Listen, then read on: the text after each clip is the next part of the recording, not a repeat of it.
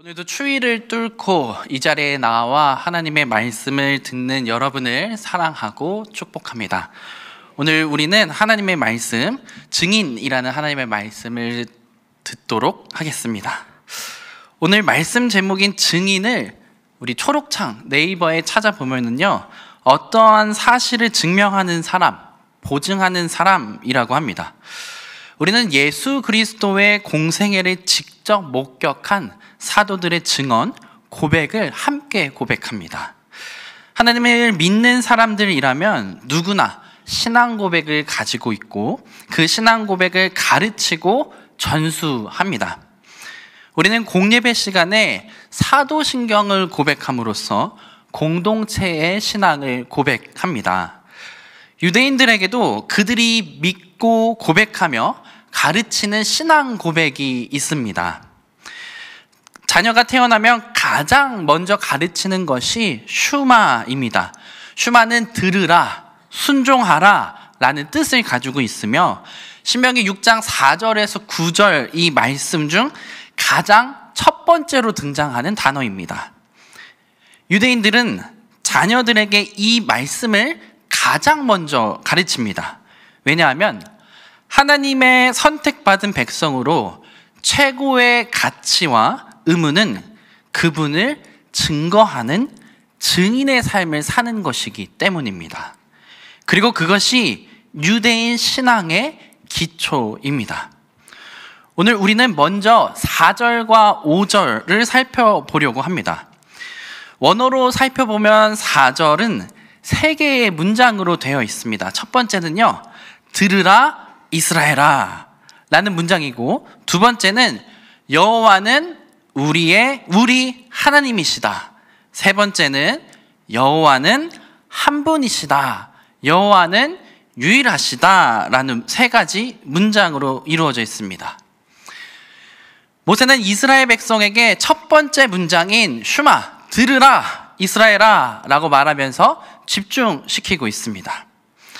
두 번째 단어인 이스라엘은 2가지 의미가 있습니다. 하나는 아브라함의 자손, 모세와 함께 이집트를 나와서 광야 생활을 한 이스라엘 백성들을 뜻합니다. 또 다른 하나는 창세기 32장에 등장하는 하나님과 겨루어 이긴 자, 그 야곱의 다른 이름을 뜻합니다. 하나님께서는 야곱의 이름을 어떻게 바꿔주셨죠? 이스라엘이라고 바꿔주셨죠? 그래서 이 문장의 뜻은 이렇게 됩니다. 들으십시오 야곱, 들으십시오 아버지, 여호와는 우리 하나님이십니다. 하나님은 한 분이십니다 라는 야곱의 12아들, 야곱의 자손들의 신앙 고백이 됩니다. 이 두 번째 문장인 여호와는 우리 하나님이시다, 이 문장은 신명기 배경 속에서 이해하면 쉽습니다. 신명기 외에 다른 책인 출애굽기, 레위기, 민수기에서 하나님께서는 모세를 통해서 율법을 주십니다. 시내산에 올라간 모세는 10계명을 받아오면서 계명과 율법을 받습니다. 모세 오경을 자세히 살펴보면은요, 하라와 하지 말라 이렇게 2가지로 나누어지는 계명이요, 무려 613가지나 됩니다. 신명기는 헬라어 제목을 그대로 한자어로 번역했는데요, 그 뜻은 2번째 율법입니다. 첫 번째 율법은 모세가 시내산에서 하나님께 받은 율법입니다. 모세가 홀로 율법을 이스라엘 백성에게 주며 자신이 할 수 있는 모든 미사오고 모든 열과 정성을 다해서 백성들을 설득합니다. 무엇을 설득할까요? 제발 율법을 지키십시오. 제발 하나님의 계명을 지키십시오. 그것을 지키시면 하나님께서는 여러분에게 1000대까지 복을 내리시고, 그렇지 않으면 당신들에게 저주를 내릴 겁니다 라고 이야기합니다.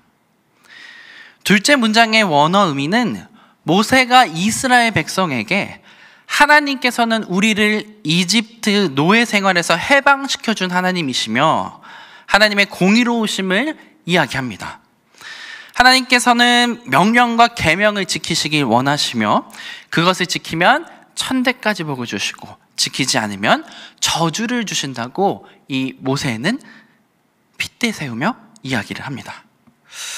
마지막 문장인 여호와는 한 분이시다, 여호와는 유일한 하나님이시다 라는 문장은 하나님께서는 이 세상에 유일무이한 분이시다 라는 뜻입니다.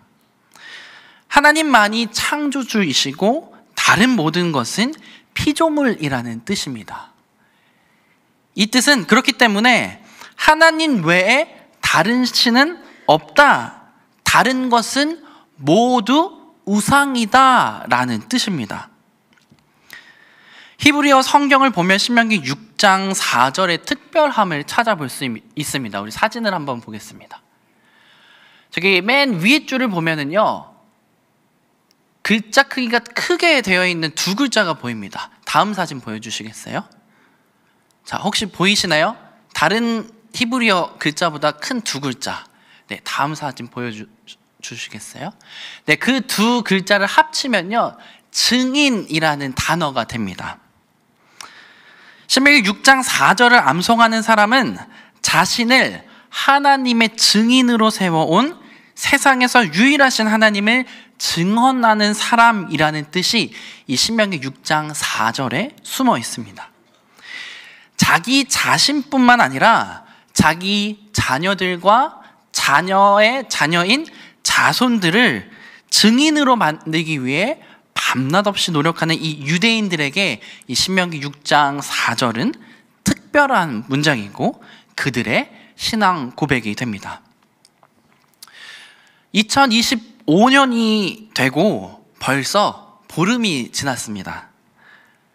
그동안에 우리의 삶은 어떠했습니까? 남편과 부인으로서, 직장에서 직원으로서, 사업장에서 대표로서, 부모로서 우리는 어떠한 삶을 살았습니까? 사랑하는 성도 여러분, 우리는 증인으로서 살아가고 있습니까? 하나님께서는 우리를 이 땅 가운데 보내실 때 각자에게 소명을 주셨습니다. 각자에게 부르심을 주셨습니다. 저에게는 목회자라는 소명과 부르심을 주셨고, 해외에 나아가 계신 또 국내에서 선교사로 활동하시는 분들에게는 선교사라는 부르심과 소명을 주셨습니다. 또 여러분들에게는 직장에서 직장인으로, 가정에서 부모와 부모로서 등등 우리에게 하나님께서는 부르심을, 소명을 허락해 주시고 우리는 그 각자의 자리에서 최선을 다해서 살고 있습니다. 그렇다면 우리가 그 각자의 자리에서 하나님을 증거하는 증인으로서의 삶을 살아가고 계시고 있는지 물어보고 싶습니다. 우리가 증인으로서 살기 위해서 그러면 어떻게 살아가야 할까요? 5절은 다음과 같이 이야기합니다. 마음과 뜻과 힘을 다해서 하나님을 사랑하라. 이 문장에서 가장 중요한 문장은 하나님을 사랑하라 라는 문장입니다. 왜냐하면 세 번 반복되기 때문입니다. 마음을 다해서 사랑하고, 뜻을 다해서 하나님을 사랑하고, 힘을 다해서 하나님을 사랑하라고 이야기하고 있습니다. 그렇다면 우리는 증인이 되기 위해서 먼저 사랑을 해야 합니다. 히브리어 단어 사랑하다는 한 대상을 사랑한다는 의미뿐만 아니라 구체적인 행동까지 포함하고 있습니다. 여호와를 사랑하라는 이 명령에는 하나님에 대한 충성심을 넘어 완전한 헌신을 요구합니다. 그리고 이러한 사랑은 일방적인 게 아니라 두 대상의 동일한 의무사항입니다. 그냥 일방적인 게 아니라요, 상호 보완적인 사랑을 이야기합니다. 사랑이 일방적일 수 있나요, 여러분? 우리가 제3자인 우리가 자녀들의 사랑에 개입할 수 있습니까? 우리 사랑하는 친구에게 내가 정말 아리따운 처자를 소개해 줄게. 너 이 사람과 사랑에 빠져보렴. 그 친구와 자녀들이 사랑에 빠지나요, 여러분? 아니죠. 우리를 사랑하는 하나님만이, 우리의 신랑 되시는 예수 그리스도만이 우리에게 사랑하라고 요구하실 수 있습니다. 요한일서 4장 7절에서 10절을 우리 함께 읽어보도록 하겠습니다. 요한일서 4장 7절에서 10절입니다. 사랑하는 자들아, 우리가 서로 사랑하자. 사랑은 하나님께 속한 것이니 사랑하는 자마다 하나님으로부터 나서 하나님을 알고, 사랑하지 아니하는 자는 하나님을 알지 못하나니 이는 하나님은 사랑이심이라. 하나님의 사랑이 우리에게 이렇게 나타난 바 되었으니 하나님이 자기의 독생자를 세상에 보내심은 그로 말미암아 우리를 살리려 하심이라. 사랑은 여기 있으니 우리가 하나님을 사랑한 것이 아니요 하나님이 우리를 사랑하사 우리 죄를 속하기 위하여 화목제물로 그 아들을 보내셨음이라. 아멘.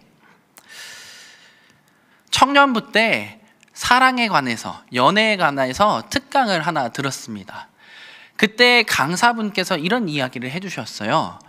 24살까지 연애를 하지 말아라. 왜 그러는지 아느냐 이렇게 물어봤습니다. 그때 저는 기독교 동아리에 소속이 되어 있었고, 저는 순진하게도 24살까지 연애를 하지 않았는지 못했는지 그러고 있었습니다.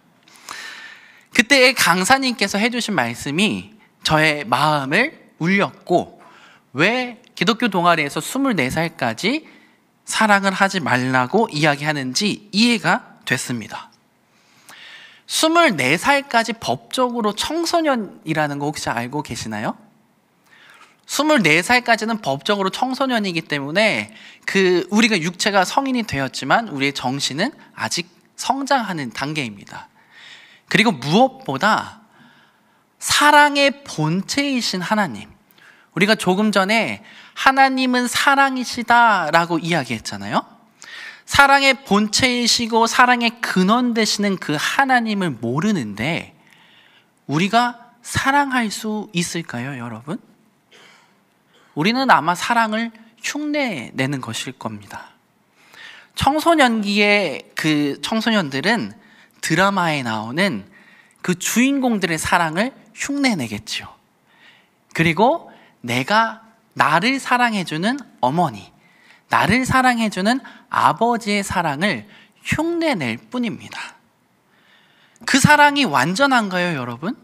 결코 완전하지 않습니다. 그렇기 때문에 우리가 첫사랑을 또 그 다음 사랑들을 사랑하는데 우리의 마음이 뻥 뚫린 것 같습니다. 뭔가 공허합니다. 왜 공허할까요? 완전하지 않기 때문에, 그 사랑이 사랑의 본체 되시는 그 하나님의 사랑이 아니기 때문입니다. 그래서 그 강사님은 이렇게 이야기했습니다. 청년의 때에 하나님을 사랑하십시오. 청년의 때에 하나님을 사랑하여 하나님을 만나십시오. 하나님을 경험하십시오. 그래서 그 완전한 하나님의 사랑을 온전히 누릴 때에 우리가 사랑의 통로가 되는 것이고, 우리가 그 사랑의 통로가 되었을 때 그 완전한 사랑, 그 온전한 사랑을 주변에게 흘려보낼 수 있습니다 라고 이야기했습니다. 여러분, 우리가 사랑을 하기 위해서는 하나님을 만나야 합니다. 그러기 위해 가장 좋은 기회가 있는데요, 그 기회가 이번 주 목요일, 금요일, 토요일, 주일입니다. 우리 중고등부 수련회가 금토주일에 있잖아요. 그 금토주일날 중학교, 고등학교 우리 자녀들을 보내야 합니다. 우리 손자, 손녀들을 보내야 합니다. 또 2월 달에 청년부 수련회를 우리는 보내야 됩니다. 왜 보내야 합니까? 그들에게 하나님을 만나라고, 하나님을 경험하라고, 그래서 사랑하라고. 그냥 이성을 사랑하는 것이 아니라 하나님을 사랑하고 그 하나님을 사랑하는 그 마음으로 너의 이웃을 사랑하라고 우리는 우리 자녀 손들에게 수련회를 적극 권장해야 할 것입니다.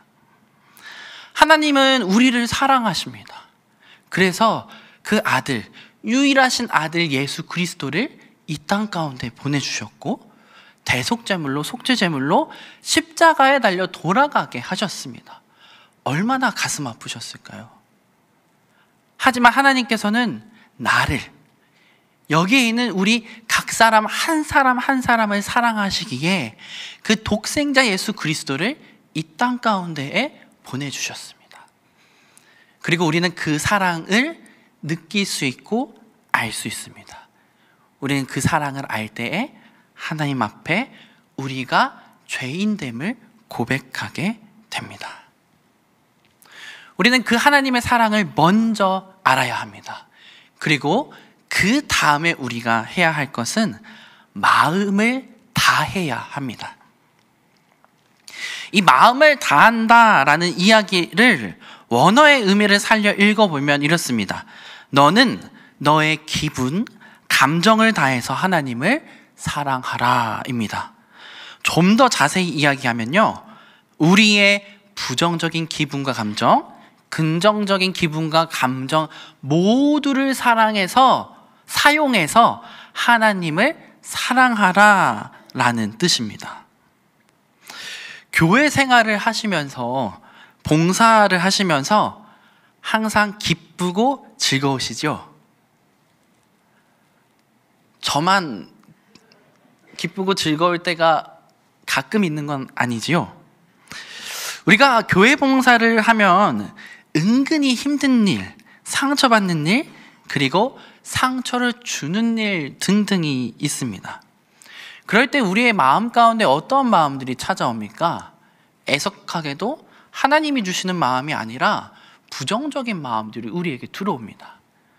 하지만 우리는 그것을 부정적인 그런 마음들을 묵상하고 또 묵상하며 부정적인 자리에 가야 할까요? 그렇지 않습니다. 우리는 그런 마음 또한 사용해야 합니다. 하나님에게 더욱더 매달려야 되겠지요. 그러기에 나에게 상처 준 사람, 또 내가 상처 준 사람에게 예수 그리스도의 사랑의 모습을 보여주어야 합니다. 사랑의 통로로서 예수 그리스도가 주신 그 사랑을 보여주어야 합니다. 그렇기에 우리는 교회에서 봉사할 때 어떠한 마음으로 봉사해야 됩니까? 우리에게 긍정적인 마음, 부정적인 마음, 그 모두를 사용해서 긍정적인 마음으로, 사랑의 마음으로 그 사람을 품어주고 그 사람을 위해 기도해 주어야 합니다. 제가 고등부 때 회장을 맡았었습니다. 그때 당시 토요 기도회를 인도했었습니다. 근데 기타를 정말 멋지게 치는 친구가 총무였습니다. 근데 그 총무인 친구가 저에게 항상 불만을 표현했습니다. 왜 이렇게 인도를 못하느냐, 그렇게 하면 안 된다, 그렇게 불만을 표현했는데요, 그 근본적인 이유는 어떠한 거였냐면요, 본인이 기도회를 인도하고 싶다라는 표현이었습니다. 사실 그때 당시에 그 친구가 너무나 미웠습니다. 그리고 저는 회장이기 때문에 그것을 인도하는 것이지, 뭐 제가 잘났기 때문에 인도하는 게 결코 아니었습니다. 제가 기도회를 인도하지 않았다면 부담도 없고 너무나 좋았겠죠. 하지만 저는 꿋꿋이 그 기도회를 인도했습니다. 그러면서 저는 포기한 것이 아니라 그 영혼을 위해, 그 친구를 위해 기도했습니다. 지금 생각하면 너무나 오만하고 교만한 기도 제목이었습니다. 하나님, 저 원수를 살아가게 해주십시오. 너무나 교만한 기도 제목이었죠.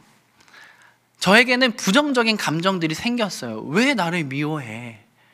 나는 기도에 내가 맡은 바 책임을 다해서 인도하는 건데 왜 그러지? 우리가 하나님의 공동체라고 하는데 왜 나에게 그러지?